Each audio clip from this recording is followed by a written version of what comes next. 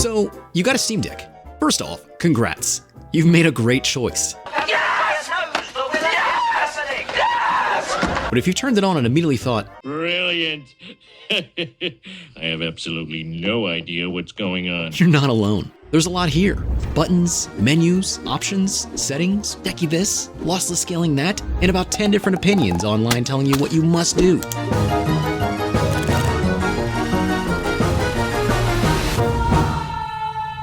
That's stressful. But here's the good news. It doesn't need to be a science project. And by the end of this, it should feel a lot less intimidating. Let's get you up and running.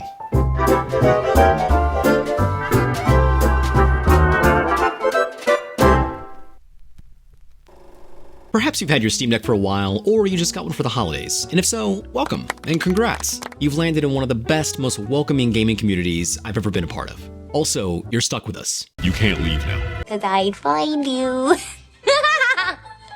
If you've been out of the game for a little while, I totally get it. It's completely normal to turn this thing on and feel a little overwhelmed. So in this video, I'm keeping it super simple and I'm going over some helpful settings, my favorite optional plugins, and then how I'd actually make the Steam Deck feel like yours. Let's get into it. If you're new to the Steam Deck, the settings can be a lot at first. Getting a feel for them can be a lot like walking into an IKEA without a game plan. So this is just a good lay of the land, some plain English explanations, and then we'll move on to the fun stuff. So the first setting I'd recommend changing is the battery charge limit. By default, the Steam Deck will charge all the way to 100%, which is totally fine. But like most devices with lithium batteries, sitting at full charge all the time can cause long-term wear, especially if you play plugged in a lot. If your Steam Deck mostly lives on a couch, at a desk, or near an outlet, which, let's be honest, that's pretty much most of us, I'd recommend capping the battery at around 80 to 85% instead. What that does is reduce stress on the battery cells and help preserve overall battery health over time. It's basically like saying, I'd rather have slightly less battery today than a worn out battery a year from now. Now, if you travel a lot or you know that you'll want every minute of battery life while you're out, then by all means, turn this off. Next up is the performance overlay, and this thing looks a lot scarier than it actually is. All the overlay does is show you a few live stats while you're playing, things like frame rate, battery draw, and system usage. I usually turn it on when I'm launching a game and then tweaking settings to get everything just right, and then once everything looks good, I turn it off. If the game feels a little choppy or battery drain is faster than expected, then this gives me a quick answer as to why. What? And here's the key thing. This is a tool, not a lifestyle. There are those of you out there who stare at this more than the game itself. And I get it, but it's just there to help you make small, informed tweaks when something feels off. Once you get a feel for how your games run, you'll barely touch this, and that's kind of the point. By default, most games aim for 60 frames per second, which is great, but let's be honest. With newer games, the deck just has a hard time pulling that off without workarounds that I'll talk about later. So setting the screen to 40 Hz lets you target 40 frames per second, which sounds lower on paper, but actually feels surprisingly smooth on the Steam Deck. Games feel stable, motion looks good, and your battery lasts noticeably longer. For indie games, 90 all day. But if you're not sure where to start with performance, then 40 Hz is an excellent middle ground. It's kind of the Steam Deck's comfort zone. Now this one sounds scarier than it actually is, but it's pretty simple. TDP stands for Thermal Design Power. And what that means is... Can't hear you. But really, all it really means is how hard the Steam Deck is allowed to work, how much power it can use, and how much heat it's allowed to generate. Lowering the TDP just tells the system, hey, don't go full throttle if you don't need to. What I usually do is I keep an eye on CPU and GPU usage as I lower TDP. Once I see things start to throttle a little bit, then I know I've found the sweet spot. This is especially useful for indie games or older titles or anything that doesn't need a ton of horsepower. You'll often get longer battery life, less heat, and no real downside. The next one's really easy to miss, but it's really handy if you have a gaming PC. I don't, but maybe you do.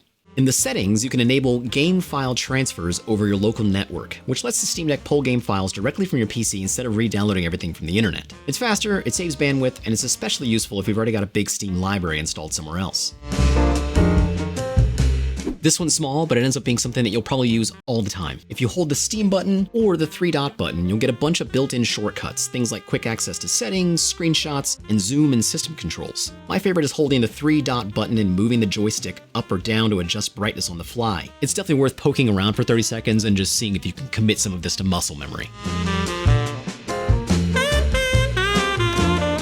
A lot of games feel totally fine with default controls, but they feel way better with community configurations. People take the time to map things to back buttons, make smart use of the trackpads, and dial in gyro in ways you might not think to do yourself. It's a really easy way to unlock more of what the Steam Deck can do without having to design a layout from scratch, and that's especially true with gyro aiming. In first-person shooters, gyro can be a genuine game changer. It gives you much finer control for small adjustments while still using the sticks for movement. And the nice thing is that all of this is per game and completely reversible, so it's always worth checking to see what the community came up with, even if you just use it as like a starting point. And before we leave settings, there are a couple of customization options that don't really affect performance at all. Things like keyboard themes, system sounds, and startup movies. You can even head into the Steam store and use the points you've earned from game purchases to download more of this stuff. It's just an easy way to make the Steam Deck feel a little more like yours, but we're gonna take it a step further later in the video. Up to this point, everything we've talked about is built into the Steam Deck. This next part is where it starts to feel a little less stock by way of plugins. Now, to use any plugins on the Steam Deck, you'll want to go into desktop mode and install Decky Loader first. It's a quick one-time setup, and I've linked a super easy way to install this in the description below. And once you're back in game mode, everything lives right inside the quick access menu. Once that's in place, plugins feel like part of the system. These are the ones that genuinely improve my day-to-day experience with the Steam Deck. They're small, quality of life upgrades that I think are good starting points if you're new.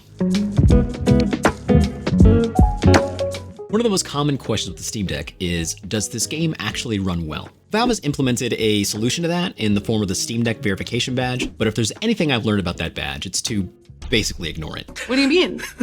What do you mean? What do you mean? ProtonDB gives all the answers right where you need it, inside your Steam library. When you open a game, ProtonDB adds a small compatibility badge that shows how well it runs on the deck based on real reports from other players, ranging anywhere from if it launches, whether it needs tweaks to TDP or upscaling, whether it works perfectly out of the box, or has a few controller quirks. What I like about this is it saves you time and guesswork. Why do the research when someone else has already done it for you?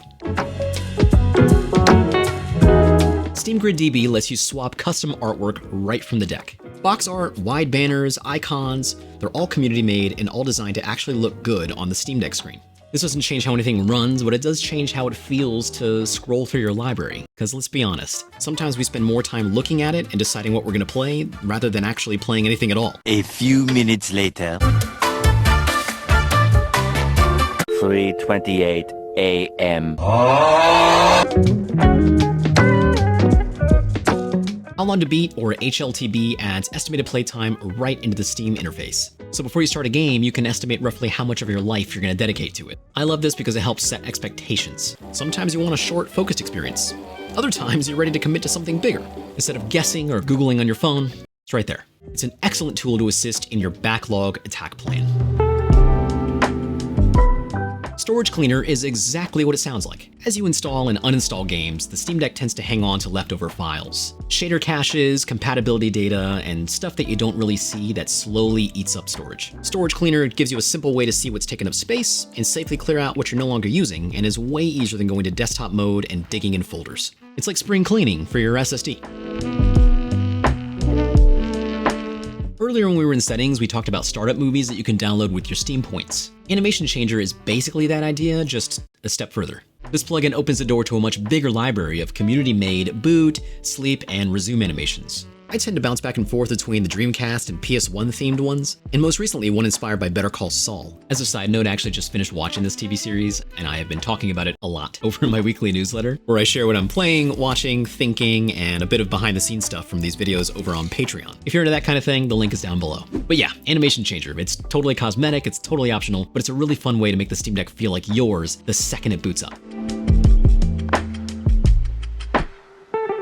Now, CSS Loader is where interface customization goes a step further. It lets you apply community-made themes that tweak how the Steam Deck's menus look, things like spacing, colors, fonts, and layout touches. They're not functional changes, but the UI can feel cleaner or more your style. A lot of you have asked how I customize the way my interface looks. CSS Loader is it. I love how modular it is, and you can even save profiles that basically serve as like interface loadouts. It's yet another reminder that the Steam Deck is flexible in ways that most consoles just aren't. If you use AirPods or Bluetooth headphones, MagicPods improves how they connect and how they show up on the Steam Deck. Battery levels, connection status, and even turning on and off features like noise cancellation and transparency mode.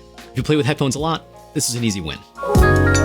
Next is Cellar, and this is when a game just isn't behaving the way you expect. If you're not totally sure what Proton is, it's Can't hear you. The Steam Deck is Linux-based, and Proton is what it uses to translate Windows games so that they run properly. Can we get a translator in here? Hola. Now, most of the time, Steam handles this automatically, so you don't have to think about it. But sometimes a game just works better on a different version of Proton, and that's where Cellar comes in. It lets you install and switch Proton versions per game all in one place without digging around or jumping into desktop mode. For example, recently I was having trouble with Rainbow Six Vegas getting controller inputs to recognize. I checked ProtonDB, tried the Proton version someone recommended, and voila, problem solved. You won't need this often, but when something weird pops up, Cellar is clutch. So now that we've covered settings and plugins, this last part's more about mindset. I've talked before about how the Steam Deck is a few years old at this point, so it shouldn't come as a surprise that it's not the most powerful handheld out there. And I'd wager most deck owners are okay with that. For me, it works best when you play to its strengths versus forcing it to be something that it's not. Indies run great. Older games run great. And a lot of stuff up through the PS4 and Xbox One era runs really well without much effort. That's the deck's comfort zone. When you stay there, everything feels easier. The battery life is good, the fans are quieter, it's just less stress. But when it comes to newer, more demanding games, I change how I play instead of fighting the hardware. And that's where streaming comes in. I think Geforce Now is honestly the easiest option. There's a native Steam Deck app now, and it lets you access games you already own or subscribe to across platforms like Xbox, Epic, and GOG. If you've got the bandwidth, the latency feels basically non-existent, and it's a great way to play modern AAA games with high frame rates and crisp visuals, without heat or battery drain. It is subscription-based, but that's essentially what you're paying for. Premium GPUs that someone else paid for, doing the heavy lifting for you. Now for console stuff, PlayStation Remote Play and Xbox Game Pass streaming both work really well too. Those take a quick desktop mode setup, and I've provided some simple guides down below. And if you've got a gaming PC at home, Steam Remote Play is another great option as well. Same idea as GeForce, just streaming directly from your own personal PC. Now there is one more option worth mentioning here, and that's lossless scaling. You may have seen the phrases lossless scaling or frame gen buzzing around in the handheld communities. To use it, you will need to purchase lossless scaling from the Steam store. LSFG VK is a Decky plugin that taps into that to add frame generation to certain games, which can help smooth things out when performance is right on the edge.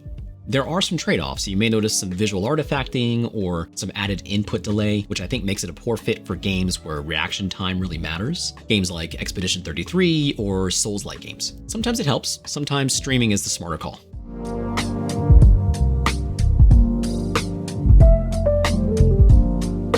And lastly, if you're into retro, there's emulation. I won't go too deep into that for now, but Emudeck is the easiest way to get started if you're curious. Just know it does require your own ROM files, and in some cases even BIOS files, but you can get all those from... Jokes aside, there are some excellent guides right here on YouTube if emulation is your jam. At the end of the day, I think the Steam Deck is at its best when you meet it where it's strong and choose the approach that keeps gaming fun instead of stressful. So there you go, buds. My hope is that with these tips, the Steam Deck feels a little less intimidating and a lot more inviting. You don't need to master it, you just need to understand it. Because once the noise fades and the expectations settle, the Steam Deck reveals what it's always been good at. Becoming something that feels easy to pick up, and eventually, something that feels like yours.